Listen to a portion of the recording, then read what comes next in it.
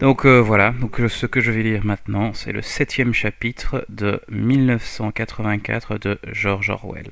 Allons-y. S'il y a un espoir, écrivait Winston, il réside chez les prolétaires. S'il y avait un espoir, il devait en effet se trouver chez les prolétaires, car là seulement, dans ces fourmillantes masses dédaignées, 85% de la population de l'Océania pourrait naître la force qui détruirait le parti. Le parti ne pouvait être renversé de l'intérieur. Ses ennemis, s'il en avait, ne possédaient aucun moyen de se regrouper ou même de se reconnaître les uns les autres. Si même la légendaire fraternité existait, ce qui était possible, il était inconcevable que ses membres puissent se rassembler en nombre supérieur à 2 ou 3. La rébellion, chez eux, c'était un regard des yeux, une inflexion de voix, au plus un mot chuchoté à l'occasion. Mais les prolétaires n'auraient pas besoin de conspirer, si seulement ils pouvaient, d'une façon ou d'une autre, prendre conscience de leur propre force. Ils n'avaient qu'à se dresser et se secouer comme un cheval qui s'ébroue pour chasser les mouches. S'ils le voulaient, ils pouvaient dès le lendemain souffler sur le parti et le mettre en pièces. Sûrement, tôt ou tard, il leur viendrait à l'idée de le faire. Et pourtant, il se souvient qu'une fois, alors qu'il descendait d'une rue bondée de gens, une effrayante clameur d'une centaine de voix, des voix de femmes, avait éclaté un peu plus loin, dans une rue transversale. C'était un formidable cri de colère et de désespoir, un haut, profond et retentissant dont l'écho se prolongeait comme le son d'une cloche. Son cœur avait bondi. « On a commencé », avait-il pensé. « Une émeute. À la fin, les prolétaires brisent leurs chaînes !» Quand il arriva à l'endroit du vacarme, ce fut pour voir une cohue de 200 ou 300 femmes pressées autour des étals d'un marché en plein air. Elles avaient des visages aussi tragiques que si elles avaient été les passagers condamnés d'un bateau en train de sombrer. Mais à ce moment, le désespoir général se brisa en une multitude de querelles individuelles. Il apparut qu'à un des étals on vendait des casseroles de fer blanc. C'était une camelote misérable, mais les ustensiles de cuisine étaient toujours difficiles à obtenir. Le stock s'était brusquement épuisé. Les femmes qui avaient réussi à en avoir, poussées et bousculées par les autres, essayaient de se retirer avec leurs casseroles, tandis que des douzaines d'autres criaient autour de l'étal, accusaient le vendeur de favoritisme et prétendaient qu'il avait des casseroles en réserve quelque part. Il y eut une nouvelle explosion de glapissements. 2 femmes énormes, dont l'une avait les cheveux défaits, s'étaient emparées de la même casserole et essayaient de se l'arracher l'une l'autre des mains. Elles tirèrent violemment toutes deux un moment, puis le manche se détacha. Winston les regarda avec dégoût. Pourtant, quelle puissance presque effrayante avait un moment sonné dans ce cri jailli de quelques centaines de gosiers seulement. Comment se faisait-il qu'ils ne pouvaient jamais crier ainsi pour des raisons importantes ? Winston écrivit « Ils ne se révolteront que lorsqu'ils seront devenus conscients, et ils ne pourront devenir conscients qu'après s'être révoltés. » Cela, pensa-t-il, pourrait être presque une transcription de l'un des manuels du parti. Le parti prétendait, naturellement, avoir délivré les prolétaires de l'esclavage avant la Révolution. Ils étaient hideusement opprimés par les capitalistes. Ils étaient affamés et fouettés. Les femmes étaient obligées de travailler dans des mines de charbon. Des femmes, d'ailleurs, travaillaient encore dans les mines de charbon aujourd'hui. Les enfants étaient vendus aux usines à l'âge de 6 ans. Mais en même temps que ces déclarations, en vertu des principes de la double pensée, le parti enseignait que les prolétaires étaient des inférieurs naturels, qui devaient être tenus en état de dépendance comme les animaux par l'application de quelques règles simples. En réalité, on savait peu de choses des prolétaires. Il n'était pas nécessaire d'en savoir beaucoup. Aussi longtemps qu'ils continueraient à travailler et à engendrer, leur activité serait sans importance. Laissés à eux-mêmes, comme le bétail lâché dans les plaines de l'Argentine, ils étaient revenus à un style de vie qui leur paraissait naturel, selon une sorte de canon ancestral. Ils naissaient, ils poussaient dans la rue, ils allaient au travail à partir de 12 ans, ils traversaient une brève période de beauté florissante et de désir, ils se mariaient à 20 ans, étaient en pleine maturité à 30 et mouraient, pour la plupart, à 60 ans. Le travail physique épuisant, le souci de la maison et des enfants, les querelles mesquines entre voisins, les films, le football, la bière et surtout le jeu formaient tout leur horizon et comblaient leur esprit. Les garder sous contrôle n'était pas difficile. Quelques agents de la police de pensée circulaient constamment parmi eux, répandaient de fausses rumeurs, notaient et éliminaient les quelques individus qui étaient susceptibles de devenir dangereux. On n'essayait pourtant pas de les endoctriner avec l'idéologie du parti. Il n'était pas désirable que les prolétaires puissent avoir des sentiments politiques profonds. Tout ce qu'on leur demandait, c'était un patriotisme primitif auquel on pouvait faire appel chaque fois qu'il était nécessaire de leur faire accepter plus d'heures de travail ou des rations plus réduites. Ainsi, même quand ils se fâchaient, comme ils le faisaient parfois, leur mécontentement ne menait nulle part, car il n'était pas soutenu par des idées générales. Ils ne pouvaient le concentrer que sur des griffes personnelles et sans importance. Les mots plus grands échappaient invariablement à leur attention. La plupart des prolétaires n'avaient même pas de télécran chez eux. La police civile elle-même se mêlait très peu de leurs affaires. La criminalité, à Londres, était considérable. Il y avait tout un État dans l'État, fait de voleurs, de bandits, de prostituées, de marchands de drogue, de hors-la-loi de toutes sortes. Mais comme cela se passait entre prolétaires, cela n'avait aucune importance. Pour toutes les questions de morale, on leur permettait de suivre leur code ancestral. Le puritanisme sexuel du parti ne leur était pas imposé. L'inversion sexuelle n'était pas punie. Le divorce était autorisé. Entre parenthèses, la dévotion religieuse elle-même n'aurait été autorisée si les prolétaires avaient manifesté par le moindre signe qu'ils la désiraient ou en avaient besoin. Ils étaient au-dessus de toute suspicion, comme l'exprimait le slogan du parti « Les prolétaires et les animaux sont libres ». Winston se baissa et gratta avec précaution son ulcère variqueux qui commençait à le démanger. Ce à quoi on revenait invariablement était l'impossibilité de savoir ce qu'avait réellement été la vie avant la Révolution. Il prit dans son tiroir un exemplaire d'un manuel d'histoire à l'usage des enfants qu'il avait emprunté à Madame Parsons et se mit à en copier un passage dans son journal. Le voici. Anciennement, avant la glorieuse Révolution, Londres n'était pas la superbe cité que nous connaissons aujourd'hui. C'était une ville sombre, sale, misérable, où presque personne n'avait suffisamment de nourriture, où des centaines et des milliers de pauvres n'avaient pas de chaussures ou aux pieds, ni même de toit sous lequel ils puissent dormir. Des enfants, pas plus âgés que vous, devaient travailler 12 heures par jour pour des maîtres cruels qui les fouettaient s'ils travaillaient trop lentement et ne les nourrissaient que des croûtes de pain rassis et d'eau.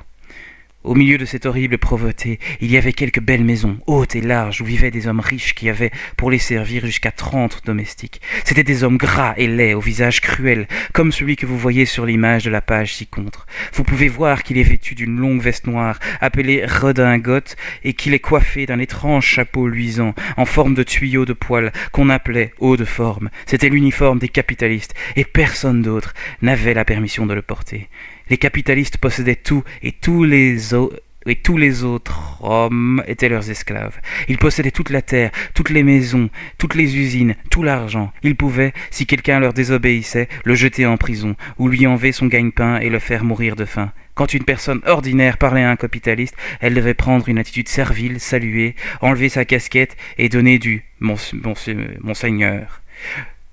Le chef de tous les capitalistes s'appelait le roi Mais Winston savait le reste de l'énumération. On mentionnerait les évêques et leurs manches de fine batiste, les juges dans leurs robes d'hermine, les piloris de toutes sortes, les moulins de discipline, les chats à 9 queues, le banquet du Lord Maire, du Lord Maire ou Monseigneur Maire, la coutume d'embrasser l'orteil du pape. Il y avait aussi ce qu'on appelait le droit de cuissage, qui n'était probablement pas mentionné dans un livre pour enfants. C'était la loi qui donnait aux capitalistes le droit de coucher avec n'importe quelle des femmes qui travaillaient dans leur usine. Comment, dans ce récit, faire la part du mensonge ? Ce pouvait être vrai que le nombre d'humains fut plus élevé après qu'avant la Révolution. La seule preuve du contraire était la protestation silencieuse que l'on sentait dans la moelle de ses os. C'était le sentiment instinctif que les conditions dans lesquelles on vivait étaient intolérables et qu'à une époque quelconque, elles devaient avoir été différentes. L'idée lui vint que la vraie caractéristique de la vie moderne était non pas sa cruauté, son insécurité, mais simplement son aspect nu, terne et soumis. La vie, quand on regardait autour de soi, n'offrait aucune ressemblance, non seulement avec les mensonges qui s'écoulaient des télécrans, mais même avec l'idéal que le parti essayait de réaliser. D'importantes tranches de vie, même pour un membre du parti, étaient neutres et en dehors de la politique. Peiner à des travaux ennuyeux, se battre pour une place dans le métro, repriser des chaussettes usées, mendier une tablette de saccharine, mettre de côté un bout de cigarette. L'idéal fixé par le parti était quelque chose d'énorme, de terrible, de rayonnant, un monde d'acier et de béton, des machines monstrueuses et d'armes terrifiantes, une nation de guerriers et de fanatiques qui marchaient avec un ensemble parfait, pensaient les mêmes pensées, clamaient les mêmes slogans, qui perpétuellement travaillaient, luttaient, triomphaient et persécutaient. C'étaient 300 millions d'êtres au visage semblable. La réalité montrait des cités délabrées et sales où des gens sous-alimentés traînaient ça et là des chaussures crevées dans des maisons du 19e siècle rafistolées qui sentaient toujours le chou et les cabinets sans confort. Winston avait, de Londres, la vision d'une cité vaste et en ruine, peuplée d'1 million de poubelles, et mêlé à cette vision, il voyait un portrait de Madame Parsons, une femme au visage ridé et aux cheveux en mèche farfouillant sans succès dans un tuyau de vidange bouché. Il se baissa et gratta encore son coup de pied tout au long du jour et de la nuit. Les télécrans vous cassaient les oreilles avec des statistiques qui prouvaient que les gens, aujourd'hui, avaient plus de nourriture, plus de vêtements, qu'ils avaient des maisons plus confortables, des distractions plus agréables, qu'ils vivaient plus longtemps, travaillaient moins d'heures, étaient plus gros, en meilleure santé, plus forts, plus heureux, plus intelligents, plus élevés que les gens d'il y avait 50 ans. Pas un mot de ces statistiques ne pouvait jamais être prouvé ou réfuté. Le parti prétendait par exemple qu'aujourd'hui 40% des prolétaires adultes savaient lire et écrire. Avant la Révolution, disait-on, leur nombre était seulement de 15%. Le parti clamait que le taux de mortalité infantile était maintenant de 160 pour 1000 seulement, tandis qu'avant la Révolution il était de 300 pour 1000, et ainsi de tout. C'était comme si on avait une seule équation à deux inconnus. Il se pouvait fort bien que littéralement tous les mots des livres d'histoire, même ceux que l'on acceptait sans discussion, soient purement fantaisistes. Pour ce qu'on en savait, il se pouvait qu'il n'y eût jamais de loi telle que le droit de cuissage, ou de créature telle que le capitaliste, ou de chapeau tel que le haut de forme. Tout se perdait dans le brouillard, le passé était raturé, la rature oubliée, le mensonge devenait vérité. Une seule fois au cours de sa vie après l'événement, c'est ce qui comptait, il avait possédé la preuve palpable, irréfutable, d'un acte de falsification. Il l'avait tenu entre ses doigts au moins 30 secondes. Ce devait être en 1973. En tout cas, c'est à peu près à l'époque où Catherine et lui s'étaient séparés, mais la date à considérer était antérieure de 7 ou 8 années. L'histoire commença en vérité en 1965, à l'époque des grandes épurations par lesquelles les premiers meneurs de la Révolution furent balayés pour toujours. Vers 1970, il n'en restait aucun, sauf Big Brother lui-même. Tous les autres, à ce moment, avaient été démasqués comme traîtres et contre-révolutionnaires. Goldstein s'était enfui et s'était caché, nul ne savait où. Pour ce qui était des autres, quelques-uns avaient simplement disparu, mais la plupart avaient été exécutés après de spectaculaires procès publics au cours desquels ils confessaient leurs crimes. Parmi les derniers survivants, il y avait 3 hommes nommés Jones, Aronson et Rutherford. Rutherford Ce devait être en 1965 que ces trois-là avaient été arrêtés. Comme il arrivait souvent, ils avaient disparu pendant plus d'1 an, de sorte qu'on ne savait pas s'ils étaient vivants, morts, ou puis, soudain, on les avait ramenés à la lumière afin qu'ils s'accusent, comme à l'ordinaire. Ils s'étaient accusés d'intelligence avec l'ennemi. À cette date aussi, l'ennemi était l'Eurasia. De détournement des fonds publics, de meurtre de divers membres fidèles du parti, d'intrigues contre la direction de Big Brother, qui avait commencé longtemps avant la Révolution, d'actes de sabotage qui avaient causé la mort de centaines de milliers de personnes. Après ces confessions, ils avaient été pardonnés, réintégrés dans le parti et nommés à des postes honorifiques qui étaient en fait des sinécures.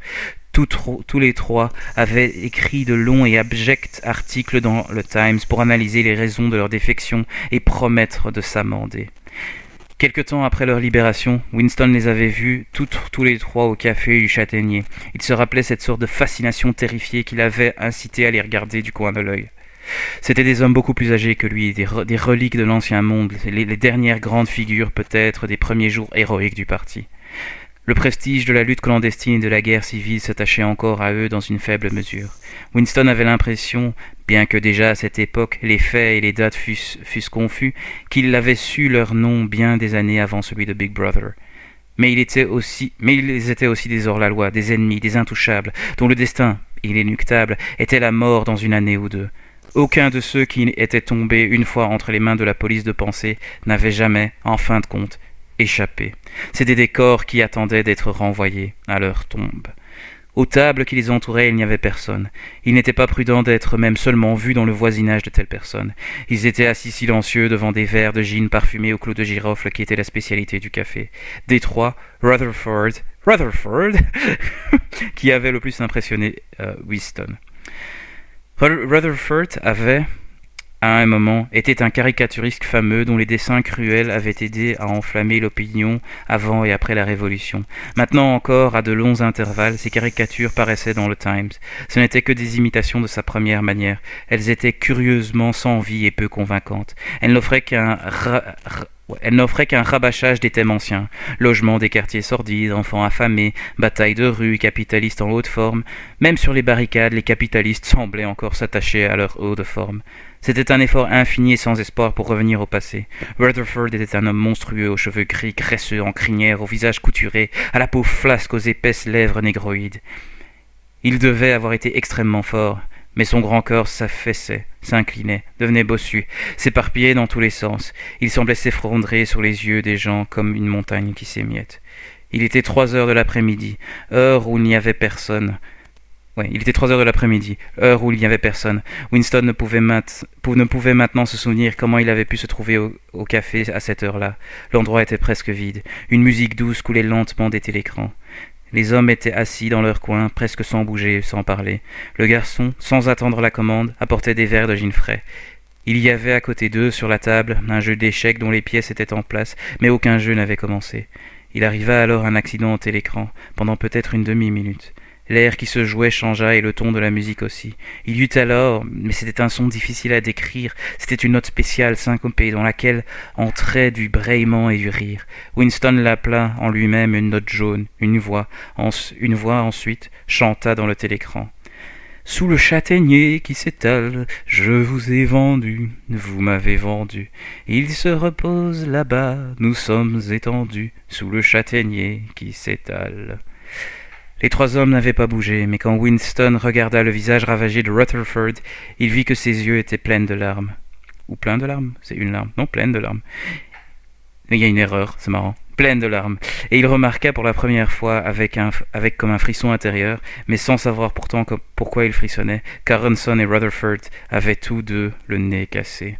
Un peu plus tard, tous les 3 furent arrêtés et apparut qu'ils s'étaient engagés dans de nouvelles conspirations dès l'instant de leur libération. À leur second procès, ils confessèrent encore leur ancien crime, ainsi que toute une suite de nouveaux. Ils furent exécutés et leur vie fut consignée dans les annales du parti, pour servir d'avertissement à la postérité.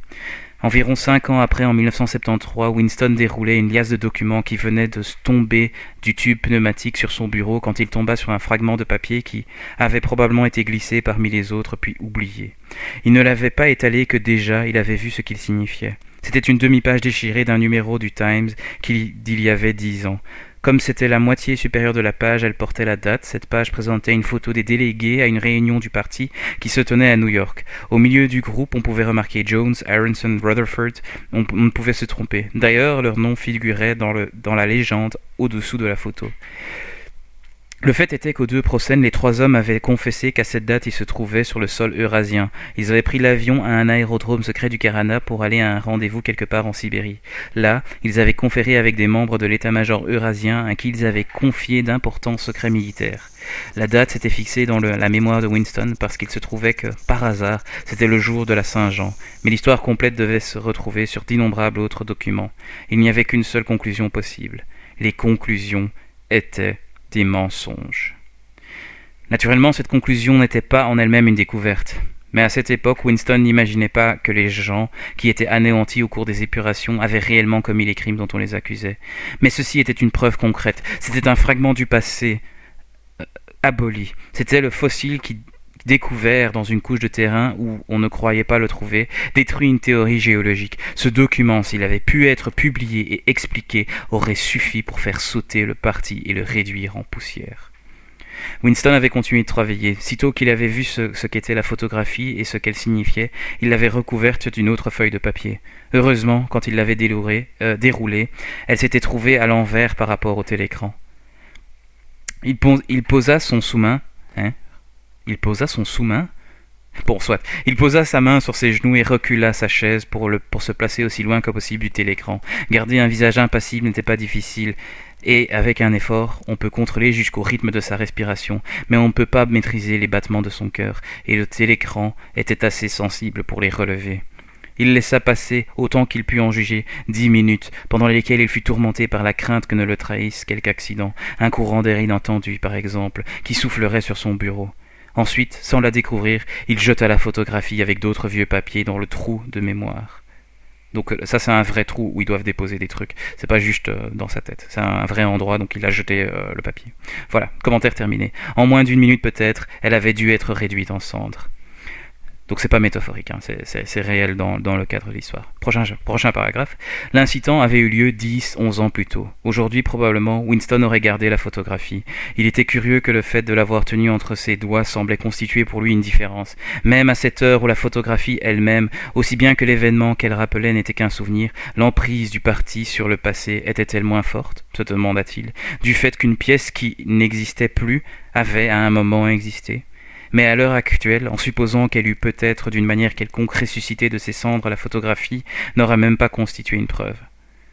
Mais à l'heure actuelle, en supposant qu'elle eût pu être d'une manière quelconque ressuscitée de ses cendres, la photographie n'aurait même pas pu constituer une preuve. Au moment où Winston l'avait découverte, déjà l'Océania n'était plus en guerre contre l'Eurasia, et il aurait fallu que ce fût en faveur des agents de l'Estasia que les 3 hommes trahissent leur pays. Depuis, il y avait eu d'autres changements. 2, 3, Winston ne pouvait se rappeler combien. Très probablement, les confessions avaient été réécrites et réécrites encore, si bien que les faits et dates primitifs n'avaient plus la moindre signification. Le passé non seulement changeait, mais changeait continuellement.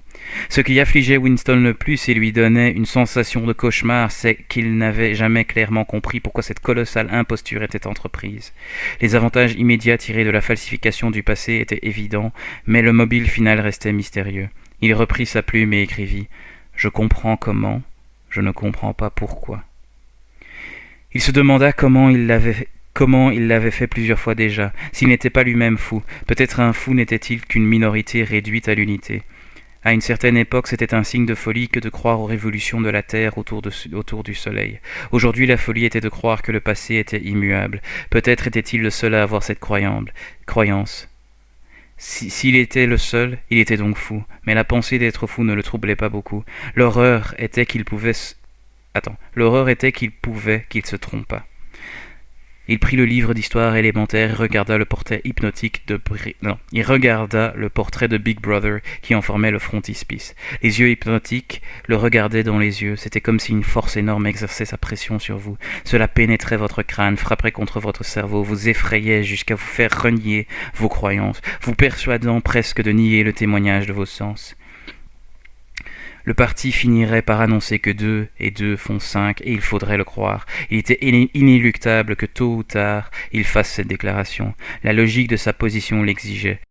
Ce n'était pas seulement la validité de l'expérience, mais l'existence même d'une réalité extérieure qui était tacitement niée par sa philosophie.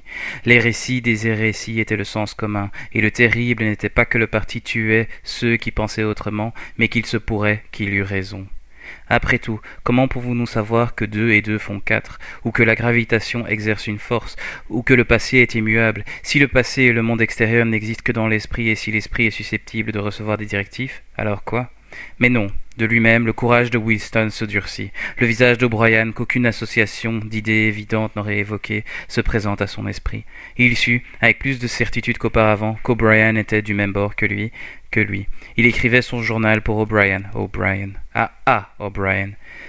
C'était comme une interminable lettre que personne ne lirait jamais, mais qui, adressée à une personne particulière, prendrait de ce fait sa couleur.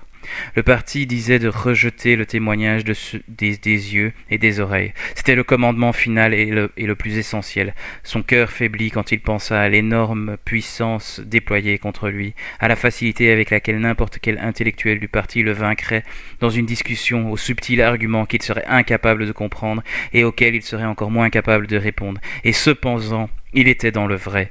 Le parti se tromperait et lui était dans le vrai. L'évidence, le sens commun, la vérité devaient être défendus. Les truismes sont vrais. Il fallait s'appuyer dessus. Le monde matériel existe, ses lois ne changent pas. Les pierres sont dures, l'eau humide et les objets qu'on laisse tomber se dirigent vers le centre de la terre.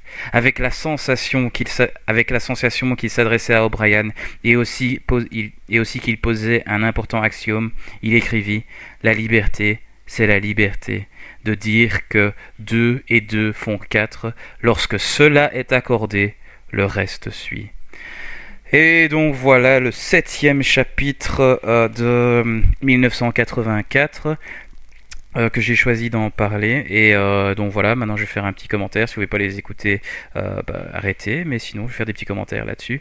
Et donc voilà, normalement je rentre dans la partie commentaires maintenant. Donc voilà, un petit détail intéressant qui est peut-être intéressant de partager, c'est qu'en fait j'avais déjà enregistré une fois donc ce chapitre de 1984 et en enregistrant j'ai parlé et là c'était en free flow, mais j'ai parlé 2 heures en plus et je me suis rendu compte que oui je disais des trucs extrêmement intéressants, mais que c'était complètement désorganisé parce que c'était juste moi qui faisais un coup de gueule et comment je trouvais. Nous écoutez, nous écoutez. Merci de nous écouter.